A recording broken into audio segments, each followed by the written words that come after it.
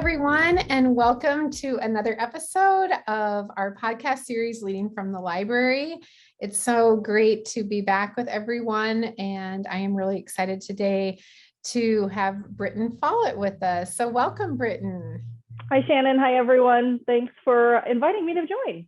Yeah, it's so great to have you on. And for those that don't know you, maybe you could introduce yourself a little bit more in detail of what you do for your job and how we're connected with all of you.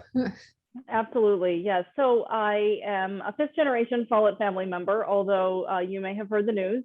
Follett Corporation and the family no longer owns Follett School Solutions, which is the business that I lead today. So that was really big news in the industry, and highly emotional news for me personally. But I think what I can assure all of you as listeners is, despite the fact that the Follett family no longer owns Follett and Francisco Partners owns Follett, we are just as committed to school libraries, school librarians, and getting books in the hands of kids. So we announced the transaction about 60 days ago. So I'm 60 days into new bosses and a new environment. But what I can tell you is that we are wholly committed to growing our business, better supporting our customers. One of our top priorities is fixing our ebook experience and reducing the friction points that I know you've seen over the course of the years, from the time you order that ebook from Tidal Wave to the time that you get it into the hands of your students. And so that's high priority, because obviously emerging from the pandemic, we know that the world isn't getting any less digital, and you need Tidal Wave and Destiny to be the tools that you turn to get digital content, print content in any format into the hands of your students. So we're committed to growing our business, investing in libraries, investing in librarians. Shannon and I really became connected through Future Ready Libraries, and we were really the impetus for Future Ready Libraries, because we knew that there is a need to better define what role a librarian and a school library should be playing in a future ready world. And I've said this many times since the pandemic began, the future happened overnight. So we're in the future, and it's been incredible to see how so many librarians have truly stepped up and become future ready overnight. Not to say that you didn't have all those skills before, but prior to the pandemic, I think it was more difficult to bring them to action. And all of a sudden, teachers needed to have digital resources. They needed a partner in the library. They needed help with curating content to deliver virtual instruction. They needed help with all the tools that are out there. And again, those are the basic premises of what a future ready librarian should be. So it's been an amazing journey to see Future Ready kind of come to life. It started as a meeting in our McHenry office, where our warehouse is, where we ship all the books, as a, hey, there's something here. We need to do something. We need to better define the role of the school librarian. There's tens of thousands of fans and followers on the Future Ready Libraries page. We do regular summits, and it truly has become a beacon for librarians. So that part warms my heart to see a project that started as my little baby grow into something that really, I think, is having an influence on the industry. Oh yeah, and think about the influence it's had on so many schools and teachers, and most of all, just our kids. And I think that when we think about where librarians have been, and like you said, like just being prepared for, like, nobody knew, it was going to happen in the last like almost 2 years. But this is the time that librarians, we've seen so many great stories of them just truly taking that leadership role and just shining in the ways that we do as librarians. And I know that within my school and so many schools that I have talked to over the last 20 months, like, they don't know what they would do without librarians. And so we're really lucky to be part of this journey, I think, and our kids and our teachers and our families are lucky to have us. And we need to just advocate more and more for how important that is for communities and districts that might not have a librarian or the support of even admin and teachers and families of their librarians too. And so we're really lucky to have you and so many great advocates to just support and also just defend, I think, that role that we need to have.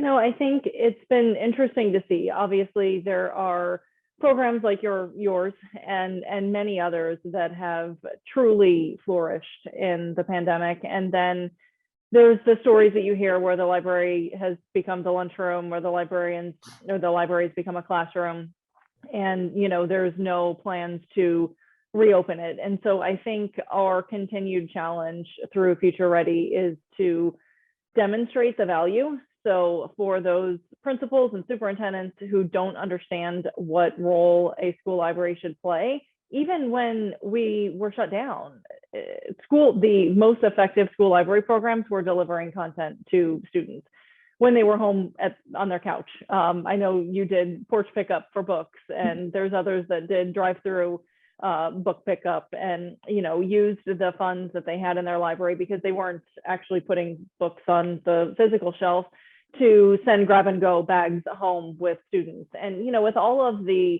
federal funding, what we are seeing is that, again, librarians who have great programs and great administrative support are shifting some of those dollars to help families build those home libraries, because God forbid this happen again.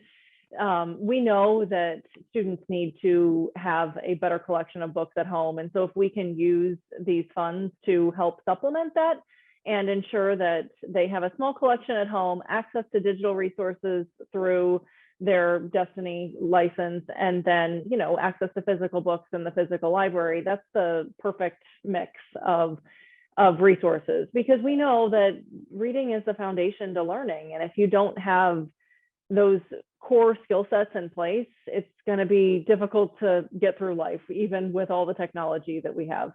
I know. And I think that that's one thing too, that even kids and our teachers have even embraced more, is what librarians and what libraries can hold.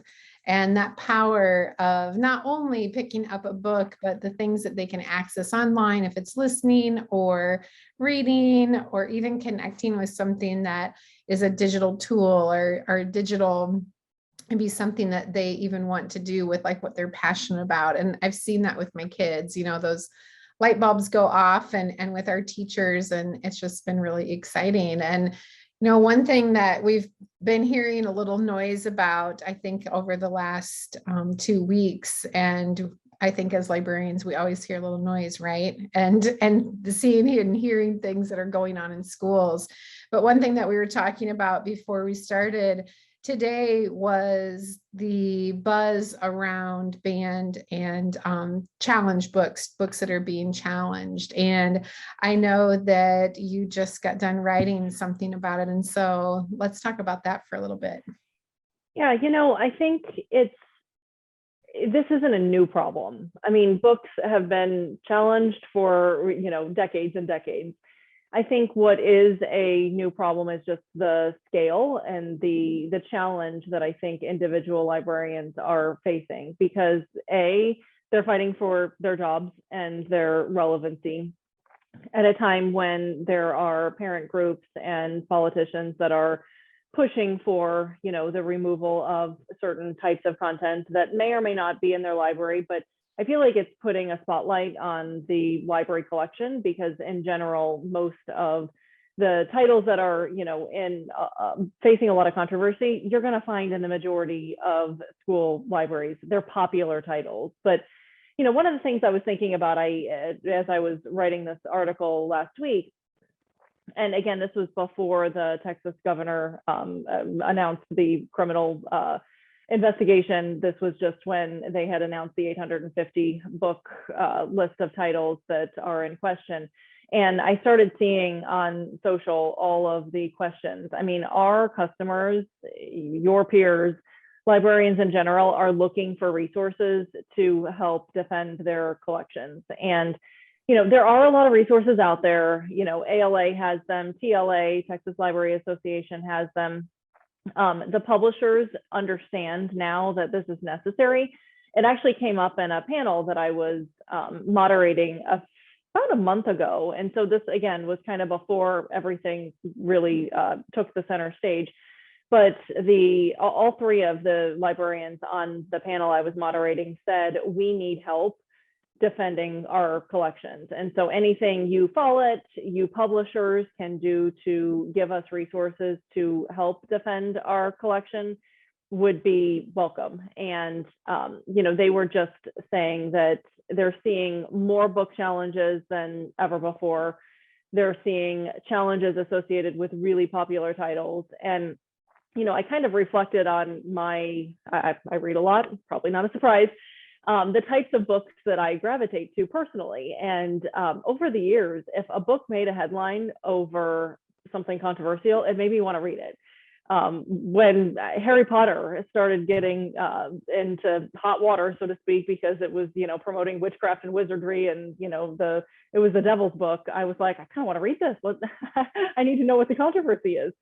And you could replay that a number of times. And I think to a certain extent, when books end up on these lists, I think it forces people to gravitate towards them rather than run away from them. So it's almost as if the opposite could be the impact of what we're seeing with these bans and challenges. I'm curious to hear, your perspective on it and how you're handling it. I mean, I know you're kind of in center of USA. But it's a challenge no matter where you are located, I think, at this point. Yeah, I know. And just today we were going through, we have a couple classrooms where teachers left and they had been there for a while. And so over the years, we all have this where book sets, they might end up in a closet, and then we have a new teacher come in and they're like, what are all these books? They've been here forever. And so they ended up on a shelf today, and one of the fifth grade teachers and I were just looking through them, and she's like, some of these books are so old. And so she asked me what to do. And I said, well, why don't you go through the titles, take a sticky note, do a little research on those. And she came down and she was like, it's so interesting what I learned about some of these titles that are, 20, 25, even older, and how important it is to get even current topics in front of our kids, because our world has changed so much in the way that authors, even portray characters. And we want to make sure that everyone is heard in these books and that kids really connect, just like you said, that they want to read them, that they are current, relevant, diverse topics, that we want our kids to have this exposure and just access to that. And so it's really interesting, not only working within our collection, and I am in a very small town, and, we have people who never had a book challenge officially, but have had lots of questions over books. And it's different than being in a lot of places, the difference where we live, if it's in New York City to Iowa to California, we all have different communities. But one thing I am constantly thinking about, because my kids are in, the middle of cornfields in Iowa, that especially then I want them to read about diverse characters. I want them to read about cultures. I want them to read about other people and experiences. And it's a fine line, on how what we put in, the way we listen, the way we ask our kids what they want. And I think that's one of the most important things. And when I read these stories online and I listen to how much help and, the librarians need, especially on our Future Ready Librarian Facebook page, it hurts my heart to hear what they're going to and how they're, so under attack, and how wonderful authors and are as well. But it's something that I think it's not going to get any better. I have a feeling that it's just going to continue. And so the resources that, not only Follett, but the publishers and even the work that the authors have put into just being able to help librarians and teachers is so beneficial and so needed as well. Yeah, obviously, one of the things that is available on Tidal Wave are the expert reviews. And so the majority of librarians are not going to purchase a book unless there are multiple positive reviews on a title. I think the challenge now is all of the books that we're talking about, maybe not all 850, but some of the highly contentious challenge books right now are going to have positive reviews because frankly, they're great books. And, maybe the content is, difficult to read, but the reality is the review sources are going to deem it as, good content for students of said age. And, so it's almost as if, yes, you need to, as a librarian, you need to consume those reviews and make sure that, you're confident in the books that you're purchasing, but then anything you can do to align the books that you have to your state standards or curriculum, that's also going to help in a challenge situation. Because if you can say, hey, I selected this book because one of the key tenets of my curriculum is to teach said topic, and this book directly aligns to it. It has this Follett tag on it. It's been cited by Kirkus or School Library Journal as, covering this topic. That's going to help with any sort of challenge, but it doesn't make the fight any easier. Nobody likes conflict, and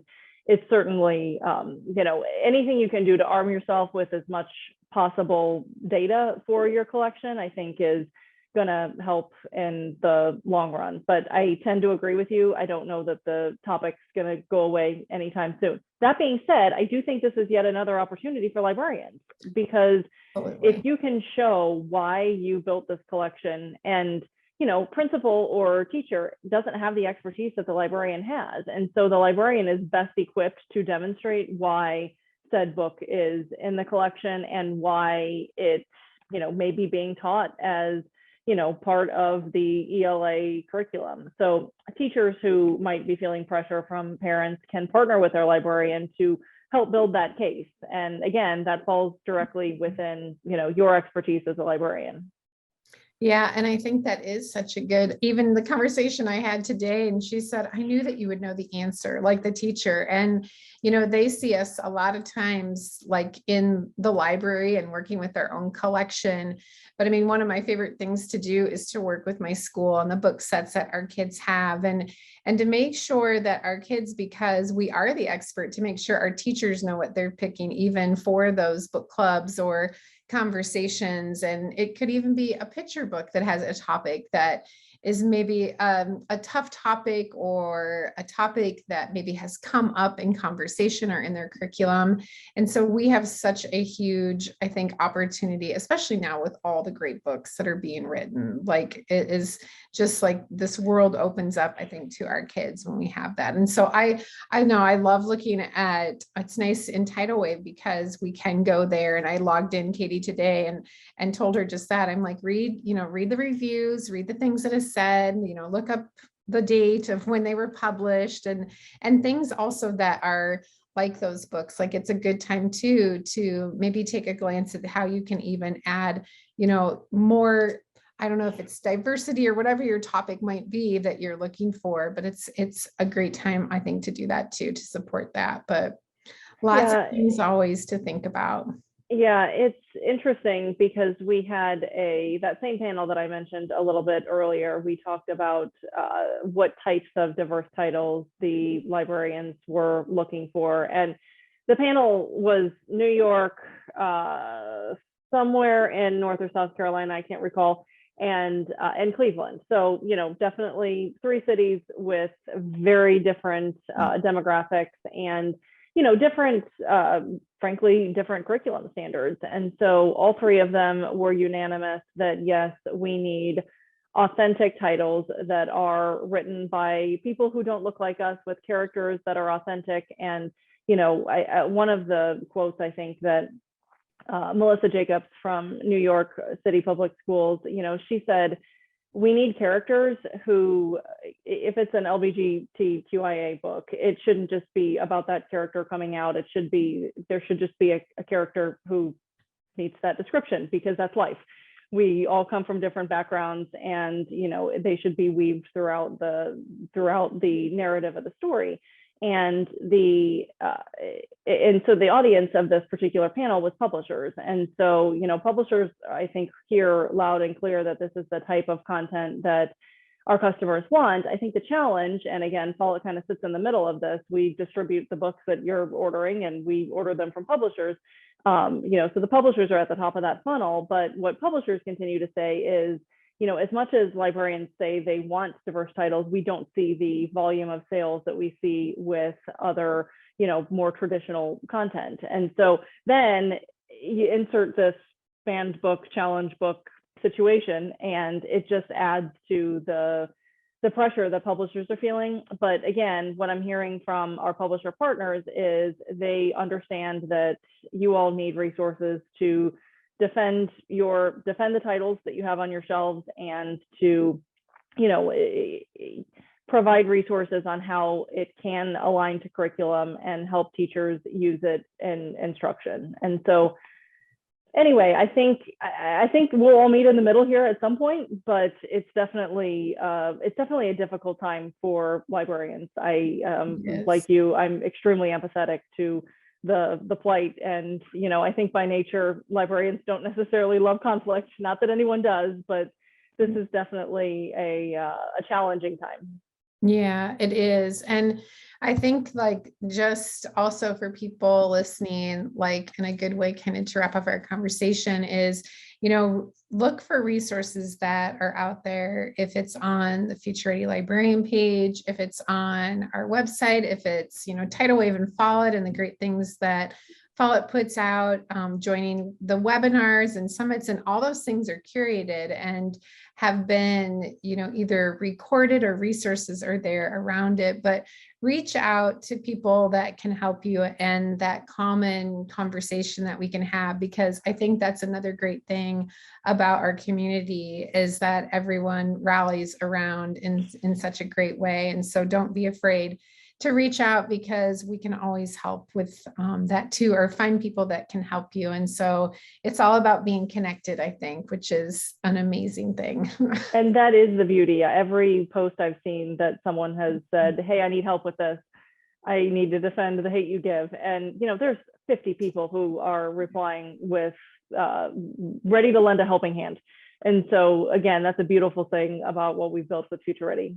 I know, it's the best part. I love our community, and I just love that you've joined us again. And it's always just so nice to catch up with what you're doing, Britten, and the leadership that you have. We're also appreciative of that. And so thank you for joining me today, and for your friendship to all of us as librarians and everything that you do. Thanks, Shannon. Nice to see you as well. Yeah. Hope to see everyone in person very soon. Oh, I know. I hope so too. And so big thanks for everybody for joining. And again, big thanks to Follett for supporting Future Ready. Absolutely. Take care. Thank you for joining us for the Future Ready Librarian podcast, Leading from the Library. I would like to also thank our sponsor, Follett Learning, for their amazing continued support.